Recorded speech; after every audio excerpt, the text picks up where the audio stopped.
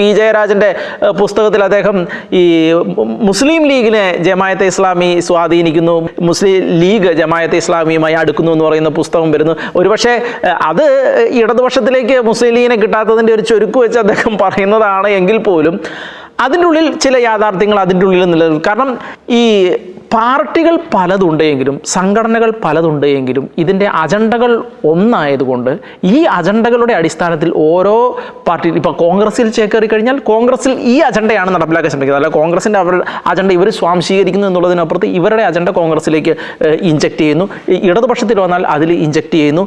അങ്ങനെ നോക്കുമ്പോൾ ആരൊക്കെ എവിടെയൊക്കെ കയറി എന്നുള്ളതാണ് ഇതിനുള്ള പ്രാധാന്യം എന്നുള്ളത്. അല്ലാതെ ഏത് രാഷ്ട്രീയ പ്രസ്ഥാനങ്ങൾ ഈ ഇപ്പം സിമി നിരോധിക്കപ്പെട്ടു, ഓക്കെ കഴിഞ്ഞു, PFI അത് കഴിഞ്ഞു, അങ്ങനെ ചിന്തിക്കുന്നതിനും അപ്പുറത്ത് ഇവർ ഏതൊക്കെ രാഷ്ട്രീയ പ്രസ്ഥാനം, മുസ്ലിം ലീഗ് കയറിയിട്ടുണ്ടോ, മുസ്ലിം ലീഗ് ഡേഞ്ചറസ് ആണ്, കോൺഗ്രസിൽ കയറിയിട്ടുണ്ടോ, കോൺഗ്രസ് ഡേഞ്ചറസ് ആണ്, ഇടതുപക്ഷത്തിൽ കയറിയിട്ടുണ്ടോ, ഇടതുപക്ഷം ഡേഞ്ചറസ് ആണ്. കാരണം എന്താ വെച്ച് കഴിഞ്ഞാൽ ഇവർ ഈ അല്പം പുളിപ്പ് മുഴുവൻ മാവിനെയും പുളിപ്പിക്കും എന്ന് പറയുന്ന പോലെ തീവ്രവാദ മനസ്ഥിതിയുമായിട്ട് ആരൊക്കെ എവിടെയൊക്കെ കയറിയിട്ടുണ്ടോ അവിടെ തീവ്രവാദം സ്പ്രെഡ് ചെയ്യും. തീവ്രവാദ മെൻറ്റാലിറ്റി കേരളത്തിനെ കുറിച്ച് പറയുമ്പോൾ നമ്മൾ പൊട്ടിത്തെറി എന്നതിനും അപ്പുറത്ത് തീവ്രവാദ മെൻറ്റാലിറ്റി, ഈ റാഡിക്കലൈസേഷൻ എല്ലായിടത്തും ഇഞ്ചക്ട് ചെയ്യുന്നു എന്നുള്ളതാണ് ഏറ്റവും പ്രധാനപ്പെട്ട അവസ്ഥ.